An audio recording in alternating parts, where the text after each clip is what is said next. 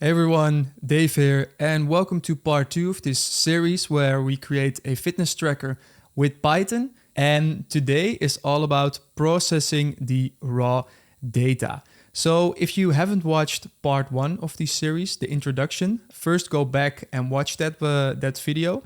So the link is over here in this document, which is available in the description. But you have to make sure you've completed all the action items in part 1, otherwise this tutorial won't make any sense. So with that out of the way, let's focus on what we're going to do today. And as I said, we're going to process the raw data. Now, first of all, the overall goal is to create Python scripts to process, visualize, and model accelerometer and gyroscope data to create a machine learning model that can classify barbell exercises and count repetitions. So basically a fitness tracker. Then the goal for this video, what we will focus on, is we will read all the separate raw CSV files, so reading the raw data. We will process that data and merge them into a single data frame that we can use. So as you will see in a bit, we have a bunch of separate CSV files and we want to bring them all together. And that's what we're going to focus on in today's video. And this video is packed with essential data manipulation and processing skills. So a lot of the things that we will cover here are basically part of any data and data science project. So again, I hope you will learn a lot. Let's get into it. So let's cover the things that we're going to do in this video. And we will start off by downloading the dataset and putting them into our Visual Studio Code project. So you can open up this document by clicking the link in the description. And if you scroll down, you will have files and resources that we will use during this video. And starting off with the dataset, if you click on this arrow over here, you can open up this section over here. And when you click on it, you can download a zip file.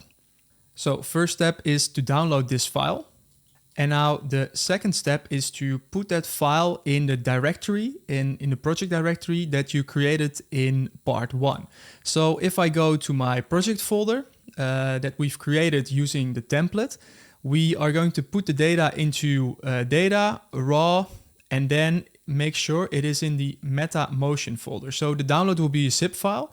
And if you double click this, if you're on a Mac or if you're on Windows, you can unarchive it. Probably in the same way, maybe right click it, and then you should have a folder with a bunch of CSV files in there. So make sure that is in the right directory. That's really important. Otherwise the code won't work because you can't find the data. Okay, so once you've downloaded the data, it's time to open up the Visual Studio Code workspace, and we're going to create a new conda environment to basically make sure that we're all using the same Python versions and the same packages. So all the code works, and we also make sure that we separate this environment from potentially other projects you're working on, so that stuff does not break. So Visual Studio Code. So this is the workspace that you've created in part 1. So that's over here, and you can see the same folder as we were just looking at. And then in raw, in data raw, you can see all the CSV files over here. So make sure you also have the same screen in front of you with the data loaded, and we can go on to the next step, which is creating a conda environment from an environment file. And that one is over here. So that is the conda environment.yaml file. And you can download this in the same way. So you click on it, download prompt will open, and then you can download this file. And we're going to put this file in the project directory as well, but then all the way in the root of the project directory. So as you can see, it's right over here, environment.yaml. And if we have a look at this in VS Code, we can open it up, and here we can see what's in this file. And this is basically a conda specification file that we can use to create an environment. And as you can see, all the dependencies are in here and all the pip packages and also the name of the environment. And here in the comments are some commands that you can use to work with files like this. So now let's create the environment. And in order to do this, we are going to use the command over here. So conda env create -f and then environment.yaml. And let's copy this line over here. Make sure we select everything. Then we're going to open up a new terminal. So I go in the top menu bar over here and I select new terminal. And then first, I already have this environment, but first make sure that you deactivate any environment that you are in by running conda deactivate. So make sure there is no active environment as stated in the parentheses over here. So you just see the name of your system. Then you know you don't have an environment activated. And now we're going to paste the command that we've just copied and then press enter. Now, if I do this, I will probably get an error saying that the environment already exists. So in my case, you don't have to do this. I'm going to add a 2 to this name just to show you how it works. So save this file. So you don't have to do this because you don't have the environment. I run this again. So now it will check and now it sees this as a new environment. And as it says, it will collect the package metadata, solving the environment. It will basically perform a bunch of checks. And then in the end, you should have this environment. So there is no yes or no that you have to hit. So it's just running in the background right now. And let's wait for this to finish. Okay, so the environment completed. And now we can also check this by running conda env list. And then we can have a look at all the environments that we have on our system. But for now, I'm just going to activate this environment. And we do that by running conda activate and then typing the name of the environment. So that is tracking barbell exercises. Let me correct that again. Tracking barbell exercises. Okay. And now we should have our environment active again. Okay, awesome. So now we have the environment. So now we're all on the same page and we can run our code. So let's close the terminal and we can close this file over here for now. Let's come back to our document for today. So the next step is we're going to open up a Python file, make dataset.py. Located in the source/data folder. And this is also included in the files here. So here you can see the Python script. So click on this, download it. It will open up this. I see that since it's a text file or it's a Python file, it will open it up in the browser. What you can probably do is save as, and then save it to your downloads. So now, so then it will save it as a Python file. So instead of just clicking on it and then saving it, you can open it up and then save as, or you can just create a Python file and copy this text in there. So once you've downloaded the file, we're going to put it in the project directory. So coming back to our folder, and this will be under source, data, make dataset.py. So make sure the file is over here. And then once we go back to Visual Studio Code, we can check it out, open it up here. And I included this Python file because this already contains the headers of basically the commented out headers of what we're going to do in this script. So this will give us some nice guidelines. So instead of starting with an empty file, we already have a body where basically each header tells us exactly what we should do. And that should really help you to follow along with what I'm doing and also keeping like the end goal in mind where we're getting to with this script. Okay, next step, understanding the CSV files. So this is about the data itself. And in part 1, I explained how we collected the data using the Ambient Labs MetaMotion sensor that was worn on the wrist by the participants. And now we're going to have a look at the files and check out what they are all about.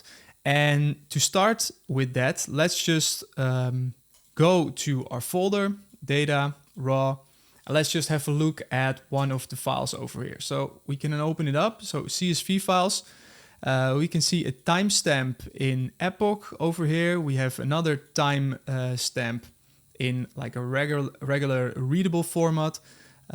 Also, we have an elapsed time since the start of the measurement, so 0 all the way down, then to the end. So this was a recording of 12 seconds. And we can see an X, a Y, and a Z. And it's important to note that there are accelerometer data in here and gyroscope data. So if I have a look at this, so the first file is from an accelerometer and the second file is from a gyroscope. And these files will alternate, and we will have a look at the files more closely in a bit. But for now, it's good to note, so there are two files that alternate in here. So accelerometer and gyroscope. And the only difference is that the accelerometer data is measured in along the x-axis, y-axis, and z-axis, and is denoted with a G, which stands for G-force, which we will get into in a bit. And the the gyroscope data is measured in degrees per second. So that's the difference between the files that are in there. And now, to give you all a bit more background on this project, I've included the original report that I've written for my assignment during my Master Artificial Intelligence. And you can find that over here. So here is a PDF with the full report explaining this whole project in further detail. So some of the parts I will briefly discuss and some parts I might even skip entirely. But if you want more background on this project, you can have a look at this document, and basically you can find everything here. So also the details about how we've collected the data and all the participants that we've used. But for now, it's good to know the experimental setup so you will understand the data. So what we've done, basically there are 5 participants, A, B, C, D, and E. Here you can see some information, gender, age, weight at that time. So this was about 3 years ago. Also their experience with fitness. And for each of these participants, 5 in total, we let them perform all the exercises that are listed over here. So the 5 exercises, wearing the watch, and we did a light set and we did a heavy set. So that is the data, and during each set, the watch, the device, was measuring the accelerometer and gyroscope data. But the data was stored in separate files, and that is just because of how the device works. So imagine this, a participant get ready to do some squats. He or she has the watch on. We press record, so the watch starts to record data. We let the participant do a squat, 5 repetitions, and then we press stop, and then we have an export of the data. So that results in one accelerometer file and gyroscope file. So now you have a bit of an understanding of where the data is coming from. And this is very important to make good decisions about how we process the data later. So that's why I wanted to get into this and give you a bit of background on this project. And as mentioned, if you find it interesting, you can look up more information here in the report. Now, to give you an even better understanding or more of a visual representation of the data, I've included a resource over here about gyroscope and accelerometer data. So the top one is accelerometer data and this is gyroscope data. So this is an example of a sensor in a phone, but this would work the same in the watch that we've used. So basically, acceleration is how fast things, of how speed is changing. So if a device is standing still and then it starts to move, the accelerometer will go up. And a gyroscope tells us something about the rotation. So that is visualized over here. So the 3 axes. And if we look at our data, we can see that we also have the 3 axes in the accelerometer data and the 3 axes in the gyroscope data. Okay, so now we understand the CSV files, and now it's time to understand the data transformation that we want to apply during this video. because we have to turn the data into a format that can be used for supervised learning. And I've also included an example over here to get a more visual representation of what we're going to achieve. So supervised learning, in short, we're going to learn from labeled data. So we have an input data, either structured or unstructured. And in our case, it's both, as we will see in a bit. And then we have to turn it into a supervised learning problem where each column represents a parameter or a variable of that data. And typically the last column is the target variable that we want to create, in this case, a classification model for. And here you can see an example of a fraud detection model, which is also a classification model. So here the output can either be no or yes. So that is a binary classification problem. And in our case, we're going to create a multi-classification model because we have multiple labels, namely the 5 exercises. And also, I didn't tell you, but there's also rest data in there. And rest data basically means that is data where the participants were resting in between sets to make sure the model is actually useful during a training session. And it can also distinguish periods of rest where participants are either just walking or sitting or waiting, etc. From the parts or from the measurements where the participants were actually doing the exercise. So that's also included in there. So multi-class classification problem, 6 in total. And then we're going to create our model based on that. So this is the format that we have to turn our data in. And if we look at our data right now to check what it's currently like, we can see that we of course have the columns and axis data from the accelerometer data and the gyroscope data that we want to use. But first of all, the 2 files are separate and we want to stitch them together. We want to create one data frame. So that is the first objective. And also there are no labels in here, and the labels are captured within the file name. So here you can see this file name starts with an A. This is the bench press, and this was a heavy set.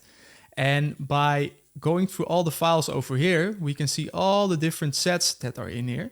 So as I just stated, this is semi-unstructured data, as in it is not already available within the data table in the CSV.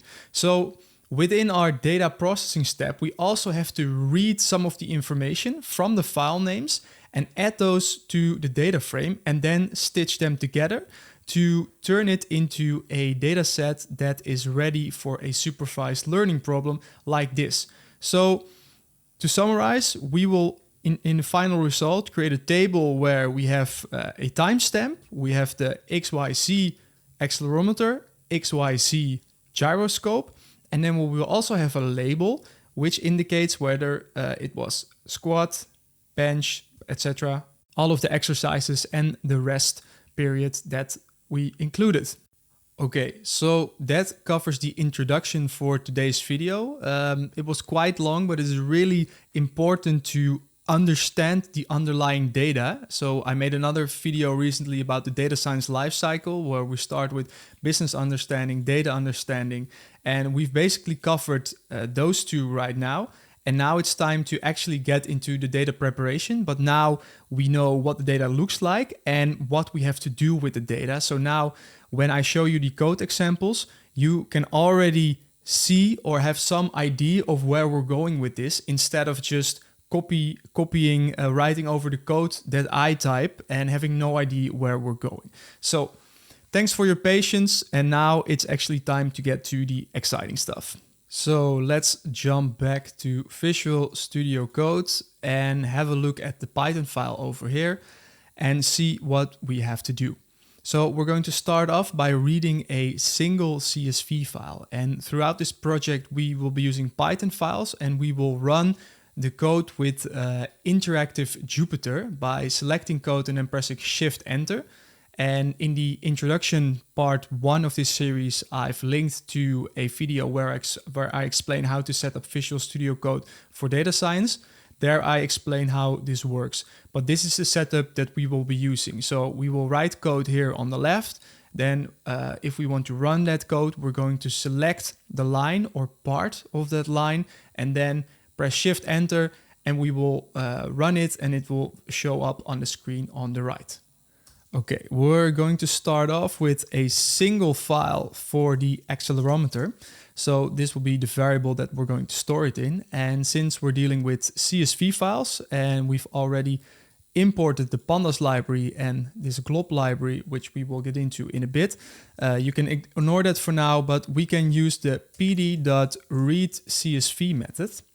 And we can open up the parentheses here, and now we have to link to the path where our files are located. So remember that our file is within source data, and here is the make dataset.py over here. So if from this file we want to access the data that is in here, we first have to go 2 steps back, so 1 directory up, and you do that by 2 dots, then slash, and then we go up 1 more. So we started off in data, and then the first 2 dots make us go to source, and then another 2 dots make us go to the root directory. So then we're in tracking barbell exercises. And now from here, we can access the data folder. And here in VS Code, I use a plugin for this, which is very nice, which lets you select your paths like this. So I can do data, and then I can do raw. And here is the MetaMotion file. And now let's select the first accelerometer data, which is the first one. So it imports this whole file name without having to type this out. So that's very convenient. So the extension that I'm using for that, let me check. I think it's called Path IntelliSense. So yeah, that's this one over here. So that's how I do it. If you use VS Code, I highly recommend you install that as well. And now we can run this and see if all goes well. Okay, so we get the green check, select the single file accelerometer file, and now let's have a look. And we can see that we've successfully imported the CSV file. Now, one more trick that I use in Visual Studio Code is that I use the black auto formatter. So if I now save this file, it will auto format this file for me. And as you can see, it switched it up to a different line. And I recommend that you install this as well, because then the code that you will write will look exactly the same as my code. And that keeps things easy for you to follow. So there is a resource as well within the document where you can see how you can install black. I also have a video on that. So that's why you sometimes see my code jump around after saving the file. That's just to keep things nice and organized. Okay, now let's continue and let's do the same thing for the gyroscope data. So single file gyroscope equals pd read CSV. Do it again, data, raw, MetaMotion, and now we're going to select the second file. Let's run this line, print it out.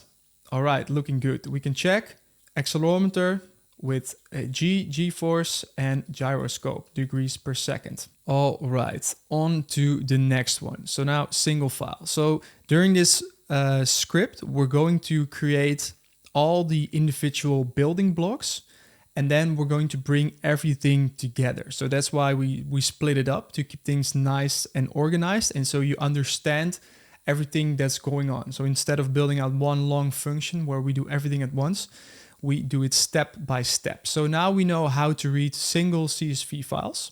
Now the next step is to list all the data files, all the CSV files that we have, so that later on we can loop over this list and start opening them just like we've done here, but then in a loop one by one. So in order to do this, we're going to use the glob library that we've imported already. And the way this library works, it can list all the files, also given a certain extension within a directory. So we can define files, and then we can say glob, no, not blob, glob. And then we specify the data path, and that is in this case, 2 more dots, data, raw, MetaMotion. So this is the directory, And we can also specify, in this case, it's not necessary, but we could add asterisk.csv. And that means we want to list all the CSV files in there. So for example, if you have a directory with maybe also text files or Excel files or, I don't know, PDFs, you can specify it by using the asterisk and then specifying the file extension. So let's have a look at what this looks like. Yeah, okay, that looks good. So what I did here is I selected part of the line. So you see me do that quite a bit. So I will write some code and then I will first check out, okay, what does this look like? Then I will run the whole line to store it in the files variable. And then I will check, okay, is it stored correctly? Yes. So that is what I love about working like this with an interactive Jupyter. And I think it's much faster than working with Jupyter notebooks where you constantly have to create new cells in between to check everything. This is just, it's so good. And then we can also print the length over here. So let's run this line. So as you can see, 187 files, CSV files in total. Okay, all good.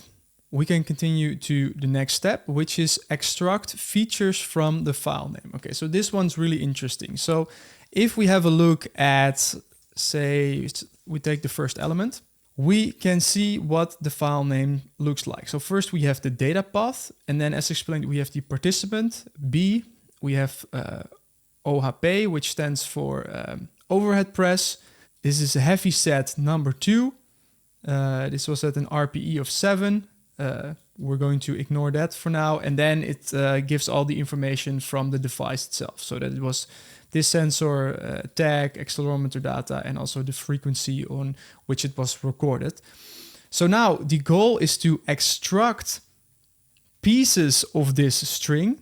As you can see, it's a string, and append it to the data frame. So that's what we're going to look at right now. And for this, we're going to start by defining the data path. And let's just copy this from over here. And we will do this to basically exclude that later on. So let's first store this variable. So that's just the data path. And then to test things out, we're going to define f as files and then 0. So this was just the first file. And now we have a variable that we can experiment with before we apply it to the whole list of strings within a loop.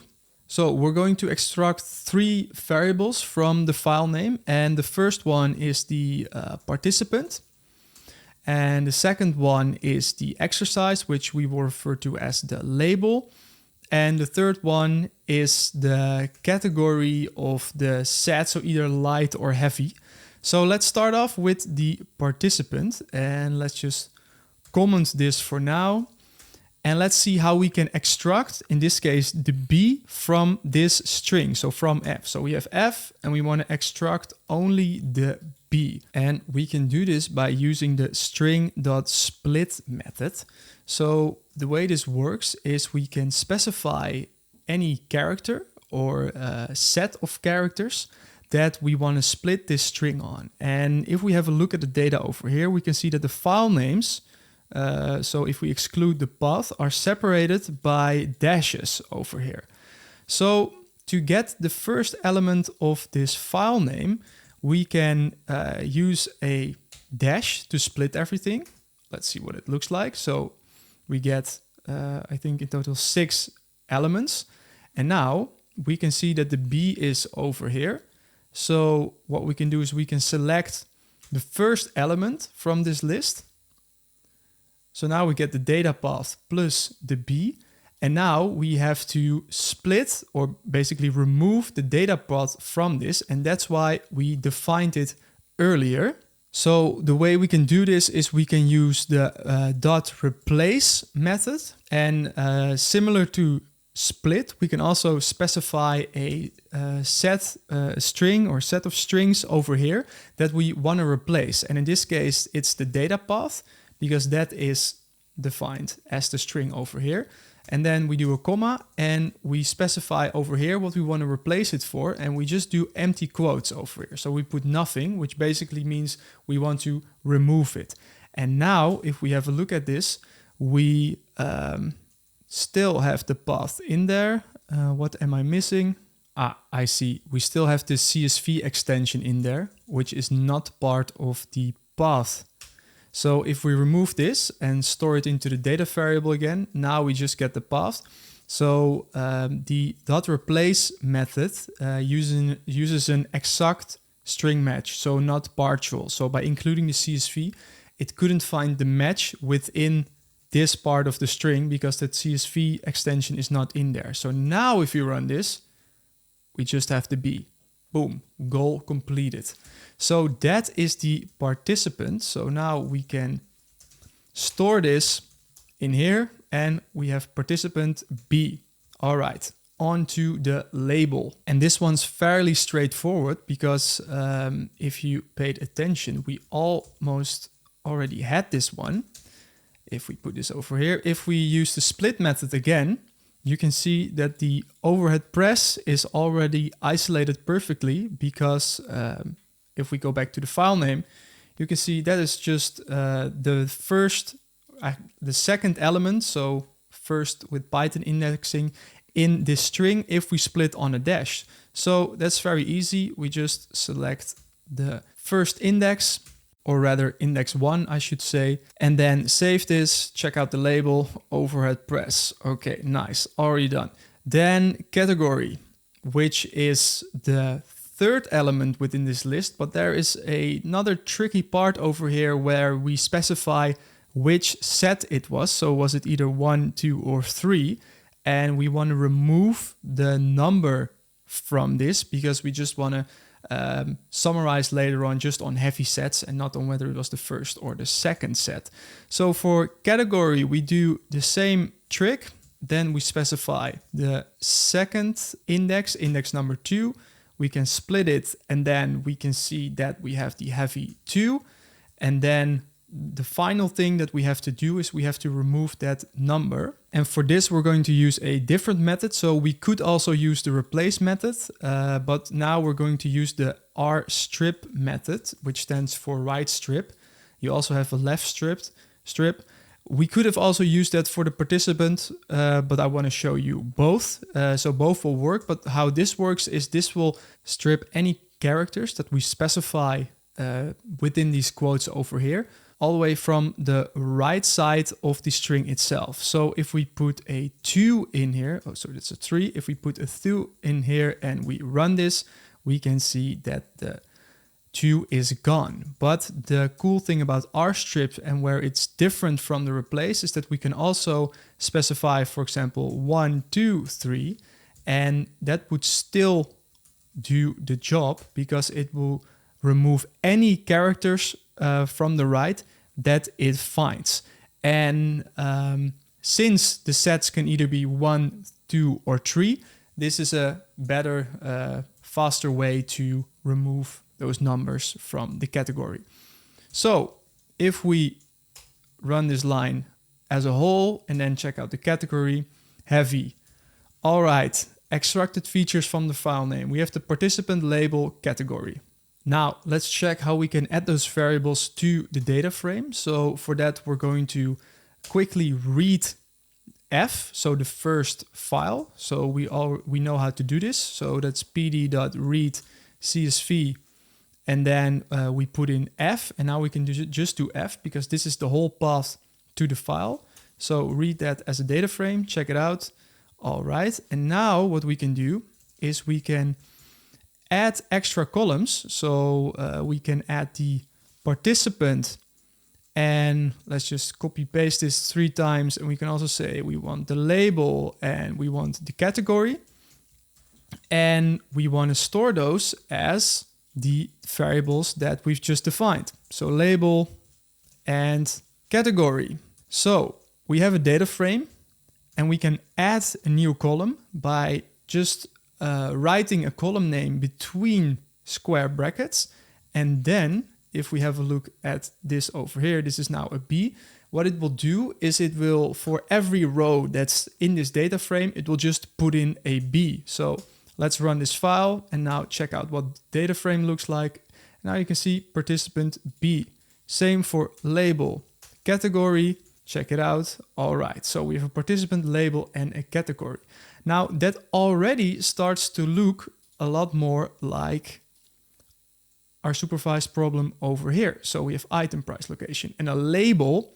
And what we currently have, we have time, time again, and we have the accelerometer data, participant, and we have a label. So we're getting closer to our end goal. Now we can do the same thing for the gyroscope data, but we will skip that for now because this was just to check out or basically validate the data preparation methods. And later on, we're going to loop over all the files and then apply everything that we've done in a function.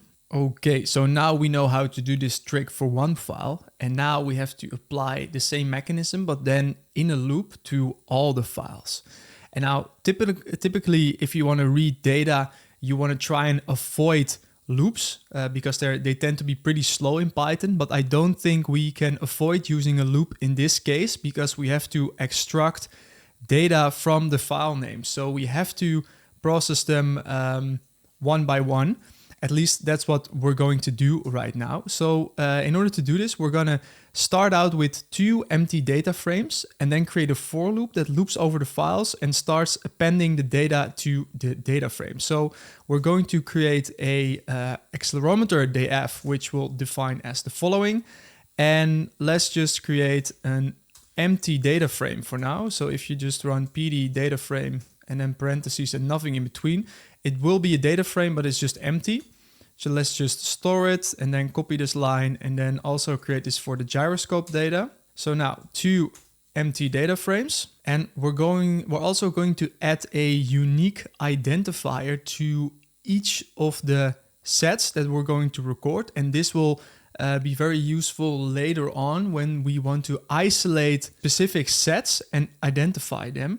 And I will explain in a bit how this will work out. But for now, we're just going to create a counter for the set that we'll define as accelerometer set. And then we'll set that to 1. And same for the gyroscope data. And we will later use this to increment the set number to create a unique identifier. And now let's start to build a loop that will loop over all the files. So remember, our files contains is a list of all the files that we have in our data folder. And now we're going to create a list by saying for f in files. And then we hop on to the next line. What we can now, for example, do is we can print f, and this will be a simple loop that will print all the files one by one. But that's not what we want to do here. For now, we want to basically, for each of the files, for each f that it encounters within the loop, we want to apply the same processing steps that we've done earlier. So now what we can do is we can copy the code from over here. And that's why I defined it as an f here previously. So this will instantly work. So now if we do it like this, we can, for example, print the, let's print the label, for example. So for each file, for each f in files, it will do the transformation steps and it will extract the participant, label, and the category, but now in a loop. And if I print this, you can see that we get a list of all the exercises, so all the labels that are in there. And we can do the same for category, etc. And also for the participant. So let's look at this. So here we can see what that looks like. We can also see that we're running into a problem here where the category is not splitted correctly. So that is something we have to resolve right now. So quick check, we can see that on the second file. So let's just change this into a 1 and we get this file over here. And then let's just run everything. Now the category is heavy and it also has MetaWare 2019 in it. So what we can then do is we can copy and paste this rstrip one more time and now just select the part that we want to get rid of. So let's do it like that and let's see if that works.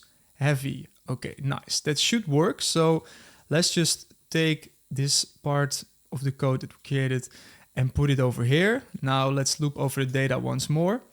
And now we can see that the labels for the category, so the category, are just the way we want it. So that's nice, quick fix. All right, let's continue. So now we're at the point where we want to read the file. So we want to read f into the data, into a data frame. So we're going to do df is pd.readcsv, and we're going to read in f. So we're basically just copying what we've already done over here.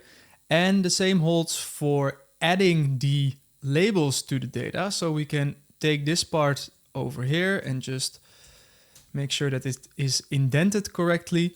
So first we extract the features, then we read in a data frame, and then we add the participant label category to the data frame. So this is still all within the same loop. So it will go over all the files, and we of course have to store it, because as of right now, it will constantly override the data. So it will read the first file, create the first data frame, and then it will continue to the next one, and it will override this df variable. So what we have to do is we have to append it or concat it with the data frames that we've defined earlier. And now here we have to make a split, and based on the file that we're dealing with. So it either has to go to the accelerometer data frame or to the gyroscope data frame. And in order to do this, we are going to use a if statement, and then we're going to check whether accelerometer or gyroscope is within the file name. Because if we go back to, let me see, just f, we can see accelerometer is in there. And if I check, let me see, is this gyroscope? Yeah, so we have gyroscope with the capital G and accelerometer with the capital A. That is how we can split the files. So, and we're going to do that by specifying as follows. So we say if, and we just take accelerometer, and we say in f, and here we'll do a partial string match where we say if this whole string is, or yeah, is in f itself, and f is, as of right now, this over here, then what we will do is we know, okay, this is an accelerometer data frame, and we will append it to the accelerometer df. Next, we'll do the same thing for the gyroscope. But what we can do right now is we say, okay, accelerometer df, which is an empty data frame right now, is, and then we'll use the pd concat method. And this takes in a list of data frames, and we'll take in the accelerometer df, which is empty as of right now, and we'll also put in the data frame. And what this will do, it will, in the loop, constantly override the accelerometer data frame. So it will start out empty, and then after the first iteration, it will add one CSV file to the data, and then on the next accelerometer data loop, it will append it as well, and it will build until it is one big data frame with all the accelerometer data.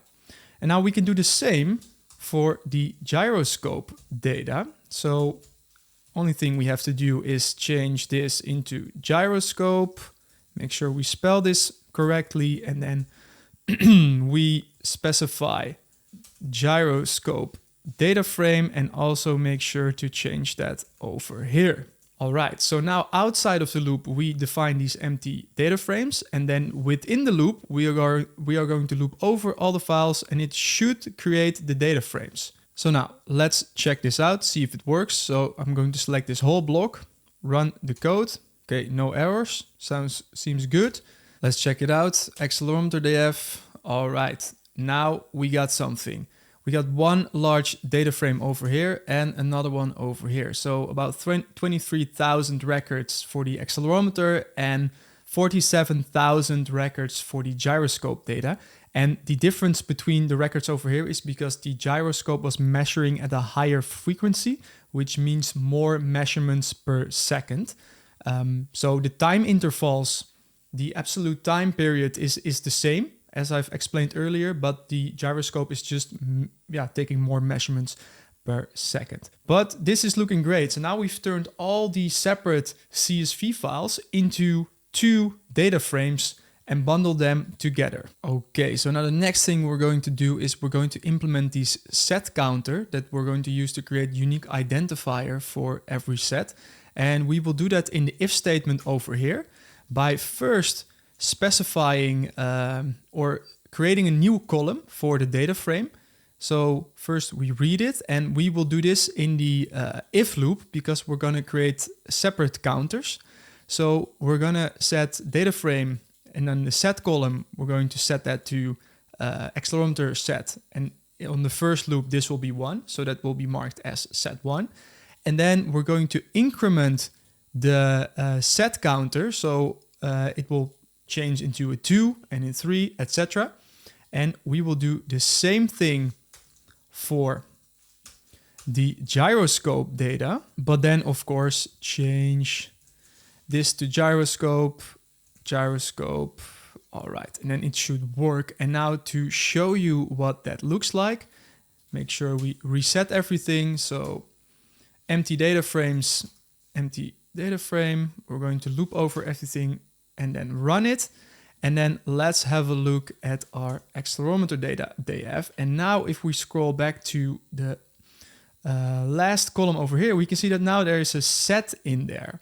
And it goes from 1 all the way to 94. And why we do this is to later on visualize individual sets. So for example, now I can say accelerometer df, and then I can make a selection where set equals 1. And now you can see why that is convenient. Otherwise, I would have to group by participant, label, and category, and to get this exact set of data that you see right here. And now we can just use set 1, and that makes it very easy to just skip through the data and then say, oh, what does set 10 look like?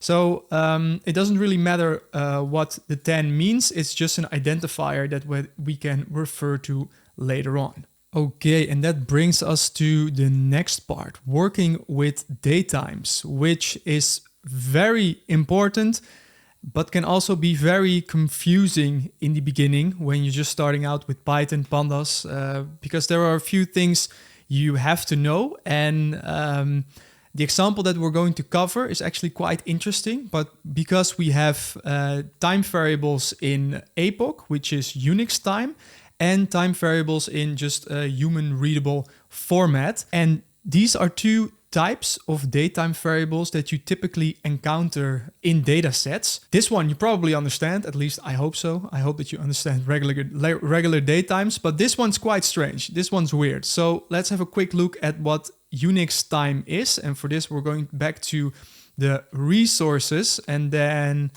check out working with Unix time. So what is this? Unix time is a date and time representation widely used in computing. Okay, it measures time by the number of seconds or milliseconds or nanoseconds, depending on the format, that have elapsed since 12 o'clock 00 midnight UTC on the 1st of January 1970. The beginning of Unix epoch. Okay, so you might be wondering, okay, why would you want to use Unix time? And at first it seems quite strange, confusing, even to use something like this. But as it's mentioned here, it's often used in computing, and it's a very convenient, standardized way of working with timestamps, because as you will experience later on in your career, potentially when you're working with timestamps, dealing with different time zones and summer and winter time is a pain. This can cause so many troubles because it always works just the other way around that you expected it to work. And this Unix time standardizes every timestamp. So it's the same on every device. Doesn't matter if it's summer or winter. And then later on, for your applications, you convert it to something, to a more readable format. So to the format over here. So how the device that was used to take these measurements was used is it calculates everything in Unix time, and then it converts it to readable format based on the current settings of the device. So summertime, wintertime, and time zone, etc. Okay, so now you know what these weird numbers over here mean. And we're going to use this as the time source, but then we're going to convert it. So how does this work? First of all, let's have a look at the data types right now. So if we run dataframe.info, we can see that both the epoch and the timestamp are, so pandas recognizes this as an int and this is an object. So not as a time format. So currently pandas does not know that these are time variables, and that basically means that we also cannot perform any functions or methods that we would typically use on time data. For example, the resample method that we'll use in a bit. So we first have to basically tell pandas that these are time variables. And this is how you do that. So let's start with the first column over here. So we're going to select this column. So put it over here and just isolate it as a series. And what we can do is we can call the pd2datetime method. And then here on unit, we specify the unit, and the epoch over here, as we can see, is specified in milliseconds. So coming back to this, it can either be seconds, milliseconds, or nanoseconds, which are just divisions by thousands. So these are milliseconds, so we can specify that here. And now, if we run this, we can see that we take the original series, and then if we put it into the pd2datetime method, we can see that pandas converts it to a readable format. But now what is interesting is we now take just the time, what was it? Time, this basically means in minutes. So time, this column, we can already see that there is something strange happening, namely that there is 1 hour difference. And that basically is the case because this was probably recorded during summertime, and Unix time doesn't care about summertime. So that's why we get this difference here. And we can ignore it for now, but you can imagine if you're building an actual application, that would be something more for a software developer. But if you have to implement this in an application, you could probably tell why this gets confusing real fast. And you could do the same for the other datetime column. So where we take the time and then what is it? So like this, and then we don't specify the unit because pandas will automatically recognize this because it's in a more readable format. And the only difference that we're seeing right now is if I run this over here, we can see it's an object. And if I run it through the pd2datetime, we can see that's a datetime. That it's a datetime object. And to further illustrate why you would want to do that is when it's an object like this, if I, for example, say week, it will say series object has no attribute week. And I think it's like this, dt. Yeah, so this doesn't work. So you have to include a dt from datetime, and it says can only use dt accessors with datetime-like values. And now, if we apply the same method to this, now it's a datetime variable, we can see that we can extract a week or even a month or many other datetime variables that are available. So that is a little bit of background on working with datetimes. This section alone of this whole video is very important and very good to understand and can be very frustrating in the beginning. So now that we know how to convert the time columns to datetime objects, we are going to set this time column as the index. And we are going to do this because we want to turn the data frames into time series data frames so we can later use the resample method. And in order to do this, we can have a look at our data frame again and then take the index, and we can see that currently it's just an ID index automatically numbered, and it's basically an int 64. And what we can do is we can override this with, let me check, specify not just df but the accelerometer df. So if we take a look at this, what we can now do is we can take this column and set that as the index. So if I run this and now have a look at the accelerometer df again, we can see that we now have an index over here that is basically the Unix time converted to datetime. So let's also do that for the gyroscope data. Let's do this a bit more quickly. So I do this by selecting 2 variables at a time by hitting Command D or Control D if you're on PC. So gyroscope df and also run that, and then boom, we also have the index over here. And now, since we've extracted the time feature, we can get rid of all the other columns that are referencing time. So we keep the index, we remove this column, and this column. And we do that for both accelerometer and gyroscope data. And we're going to do that with the delete function, or the delete command, better to say. And let's just run this and then check it out and check it out. All right, so we have a nice and clean data frame with the timestamp as the index. All right, so now we have all the individual pieces of the puzzle to read and process these data frames. Let's now combine everything into a function. And this is just a data science best practice to keep your code nice and clean. And you have a single function that you can run to, basically process everything. So we are not going to add anything new. It will just be the same steps. So I will go over this quite quickly. But for now, let's first take this line and just put it here again for the sake of our starting point. So we started off with all the files, and now we want to define a function, data from files, and we're going to put files in here.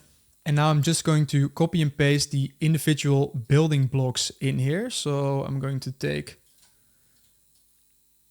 this whole file or part of the code over here, make sure to indent it correctly, and then also take the info for the timestamps and the index and the deletion of the columns. So let's check, is this all indented correctly? Yes. Okay, and then the only thing that we have to add is, since it's a function now, we have to return the accelerometer df and the gyroscope df, and then we should be able to save this function. And I'm going rather quick now, but this is just repeating stuff that we've already done and creating a basic function. And what we can now do is we can define the variables, so accelerometer and gyroscope df, by running this function and then putting in the files. So files, function, these are the returns. Let's see if it works. Boom. No error, should be good. Accelerometer data, gyroscope data. So this is quite awesome, right? So now we've basically combined everything into a single function. And if we now have a look at this code file over here, now I could, and I will undo this in a bit, but I could remove everything and just limit the file that we've created to this. I only see we're missing the data bot, so I have to specify that again. But now you can see how using functions and writing code in this way can really limit the length of your files and also make it more readable for others. So maybe other people you're collaborating with on a project, colleagues, etc. So we've done quite a lot, but we can boil it down to this function. Now, let me undo that for the sake of demonstration. We've now created a function. So another essential skill for any data scientist, and I know that beginners typically struggle with this as they just write their code in Jupyter notebooks and they just write line after line after line. And then if they open up a new Jupyter notebook, for example, they continue by copying that same code over and over again, and you get these redundant blocks of code. And if you change one part of a equation, for example, over here, it doesn't update over there. And in this way, we can use this function within this file, but also, as we will see later on in this series, we can even use this function in another file to access the data. And that will get really cool, but that's something for future episodes. Right now, we can continue to merging the data sets. That is almost the last step. We're almost there. I know this video is getting quite long, but bear with me. Merging the data sets. If we come back to our supervised learning example, we can see that there is one data frame. And that was also, as explained over here, the goal of this video for today, a single data frame. So we now have two separate data frames, and merging is the act of bringing them together. And for this, we're going to use the pd.concat method again that we've used earlier. But now we're going to use it in a different way. So again, pd concat, open parentheses, brackets, because we have to put in a list of data frames. Then we're going to take the accelerometer df, and we're going to take the gyroscope, not the set, the df. And now we also have to specify that we want to concat these data frames on the axis 1, which means column-wise in this case.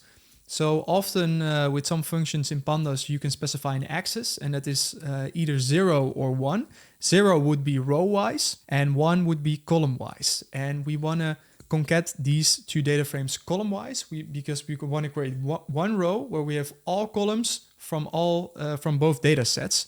And now, if I run this, we will probably run into something strange. Yeah, and that is there is a lot of redundant data if we combine the whole data set. So you can see participant label and set is both in accelerometer df and in the gyroscope df. And we don't need that because we only need the data from one of them, because otherwise, looking at the columns over here, we get them double. So participant label category, and set. We don't need that. So in order to do that, we're going to create a selection of the first data frame. And for this, we're going to use ilog. And let me just first write this out and then explain what we're going to do. We want to select the first 3 columns. And in order to do this, we can do that by using the ilog like this. Let me check if it's correct. Yes, no, that's not correct. I have to swap them around. This was the last 3 columns. We need the first 3 columns. So make sure the right part is selected. Yes. First 3 columns. And if this is new to you and you're like, okay, how is he doing this? I there is a reference within the resources over here to pandas DataFrame ilog. And here you can see how that works. So we select a column range, and we basically use the variant over here where we selected it up until the 3rd row. So that's how we've done it, or 3rd column, I should say. So if you don't know how that works, check out the resource. There's more information there. But now, if we run this whole line, we can see that we have the first 3 columns from the accelerometer data, and then the whole or everything from the gyroscope data. And now this starts to look like a pretty nice data set. Okay, so let's save this as data merged. All right. And now there's one tricky thing that you should keep in mind here. It is still using the index as a reference point. So the accelerometer data and the gyroscope data are now basically intertwined, but still based on the same index. But since the gyroscope data was recorded at a higher frequency, meaning more measurements per second, we get something where for some rows, the accelerometer data is missing, as you can see, and for some rows, the gyroscope data is missing. And for some rows, nothing's missing. So I can check that out by running the data merge drop NA. So for a total of a little more than 1,000 columns, we have all the data. So this is pretty strange, right? So we first had almost 70,000 rows. and only 1,000 or a little over 1,000 contain all the data. And this is because, as explained earlier, there are two different sensors measuring within the device. And the chance that an accelerometer measurement is exactly to the milliseconds the same as the accelerometer data while the device is running is very small, as you can see. And the only cases where that happened, that is just by coincidence, that the frequencies of both of the measurements exactly lined up. That is where we have all the data in one row. But for most of the data set, that is not the case yet.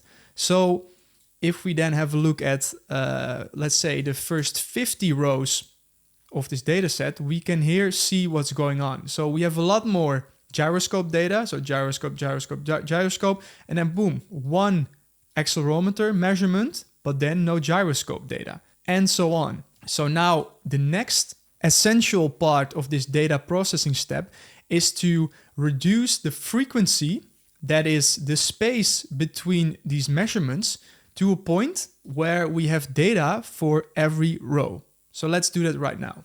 All right, so before we do this, I'll add one more thing over here, and that is renaming the columns. So you can just copy and paste this, but we're going to change the columns, so data merge.columns, to the following list over here.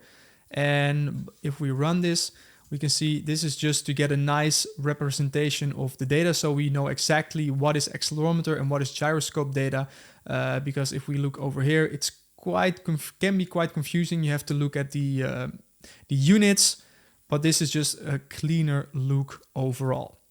So now let's continue to resampling. And for this, it's really important to understand the frequency and the hertz of the measurements. So we've already covered it a bit, but gyroscope was measuring at a higher frequency, which means more measurements per second.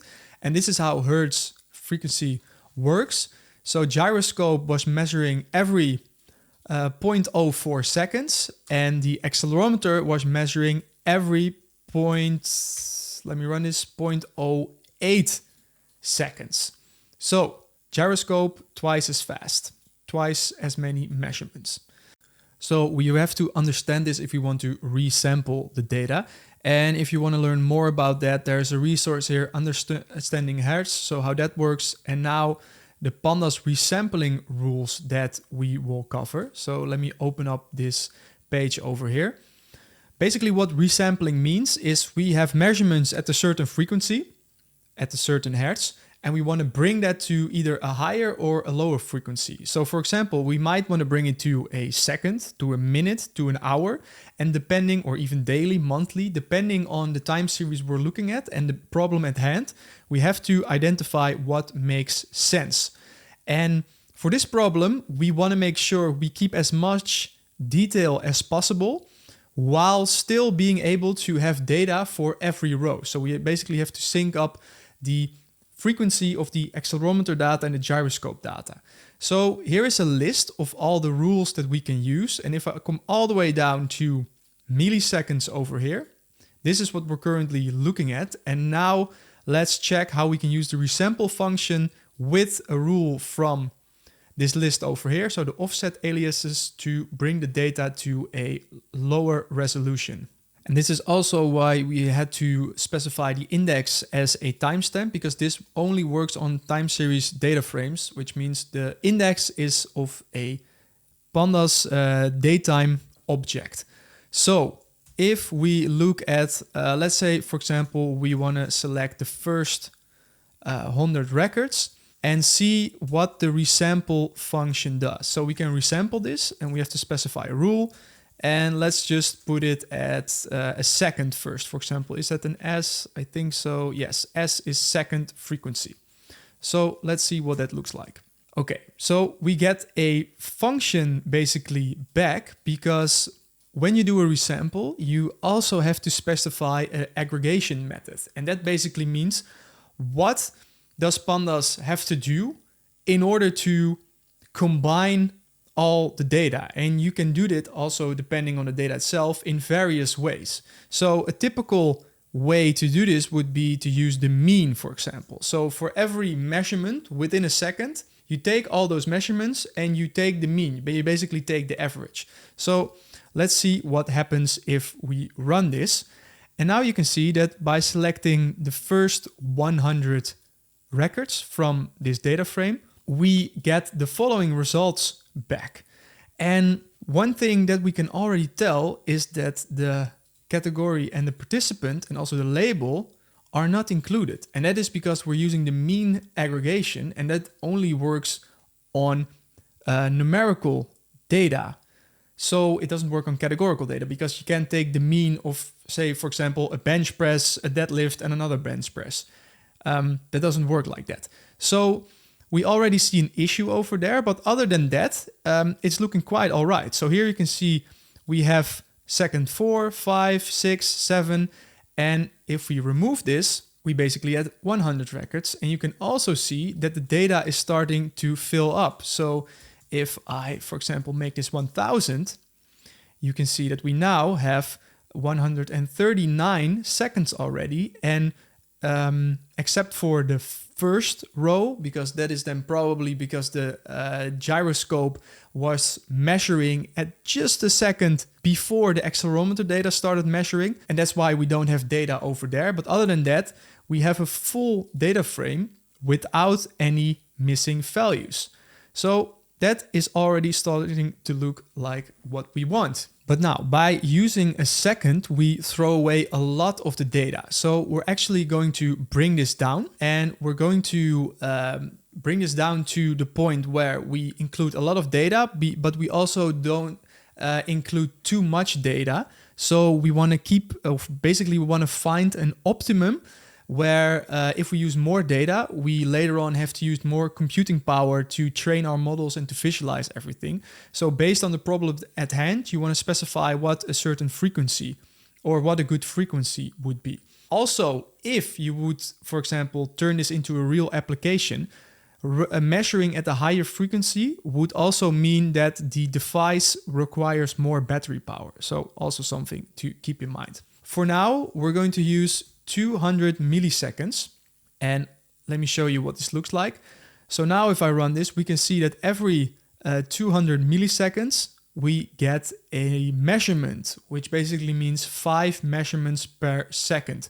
And this is the frequency that I used in the project 3 years ago. So this is what we will be using as well. But now we still have to tackle the problem where we don't include the categorical variables.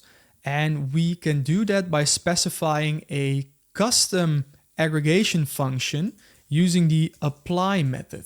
And in order to do this, we have to define a sampling dictionary with a rule for every column.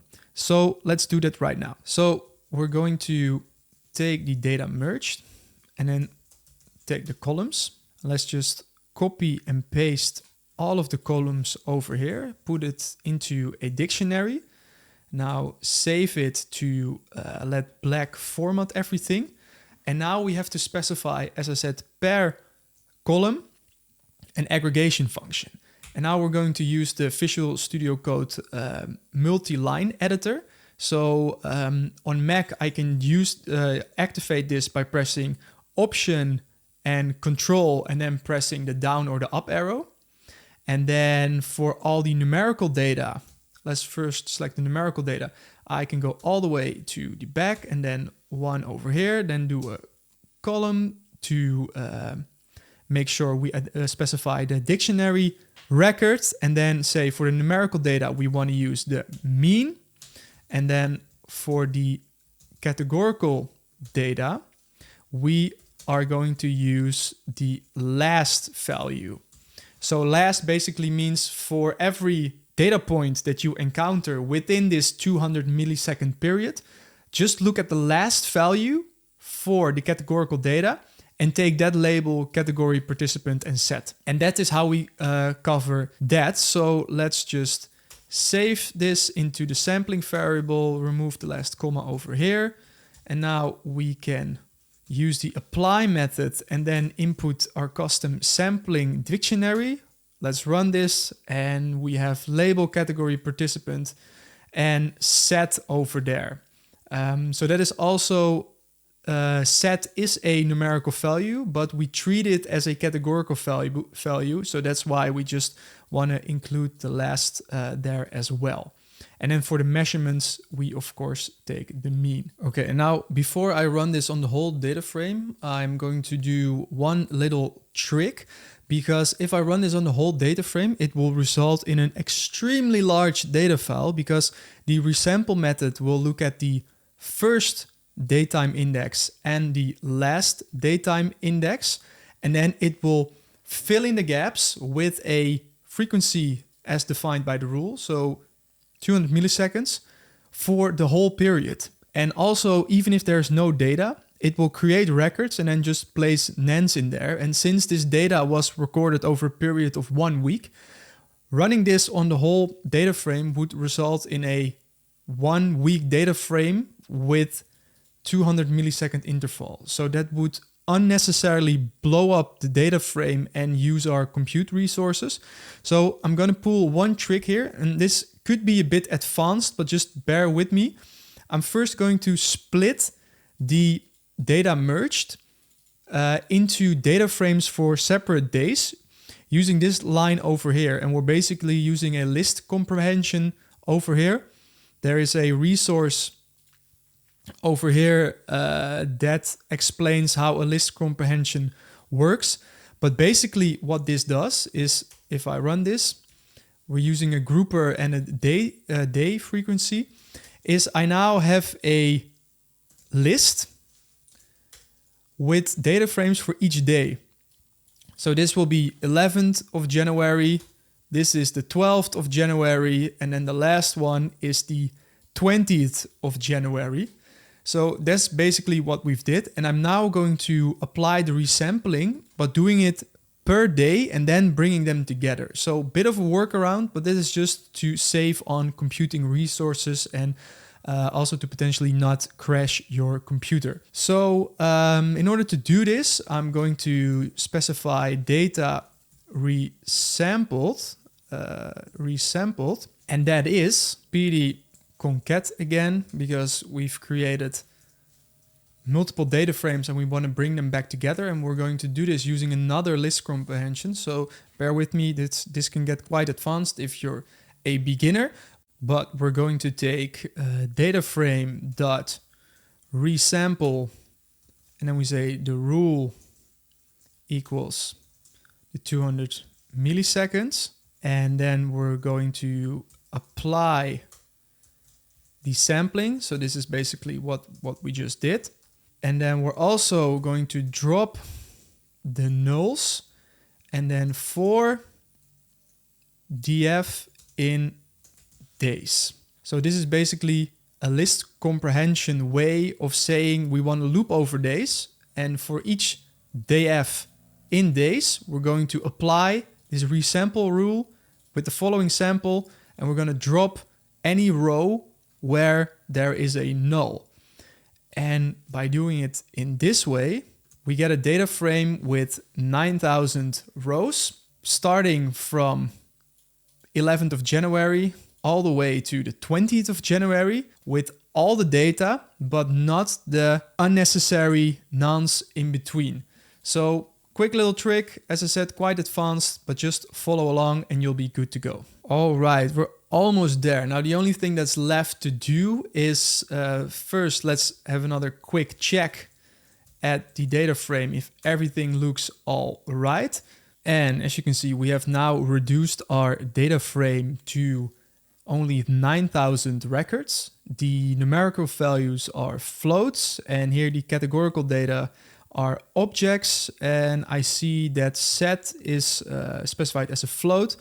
Let's just fix that real quick. So we can take the set as an int, so it's not a float. This is just a quick styling fix, but we're going to take set and then specify that as set as type, and then say in quotes int. So if I now check this out, this will just convert it to an int.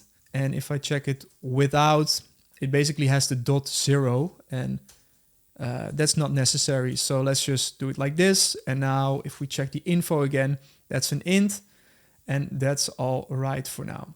So data looks clean. There are no missing values. We made sure to drop any rows where there weren't both accelerometer and gyroscope data. And now we're ready to export the data set. So let me structure this a bit. The last step, and we're going to export this to our data folder, but now not to raw, but to intermediate files.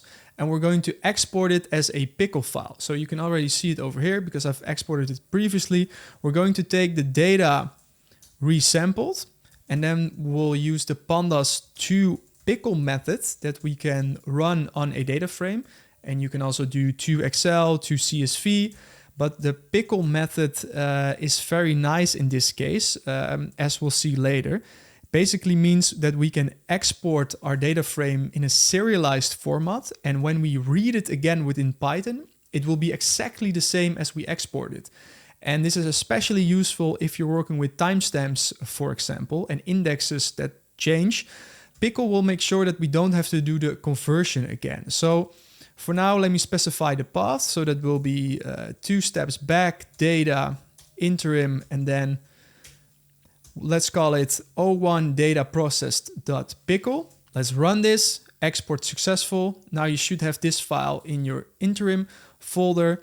And for those of you that are new to working with pickle files, in the resources, there's a quick explanation of how a pickle file works and why it's nice to use them. So if you want to share data with someone else, I think it's better to do a CSV because everyone understands that. But when you're working with intermediate files that you want to open up in a different Python file, for example, for the next step within your data science lifecycle, I always recommend to use pickle files because they are, one, smaller in size, often not that much, but they are smaller, they are faster to load, and you don't have to worry about any conversions back when you are exporting and reading them again. So, we've covered a lot. This turned out to be a very long video, but if we come back to the worksheet for today, the goal was to read all the separate CSV files, process them, and merge them into a single data frame. And that is exactly what we did. So I hope that you've been able to follow along.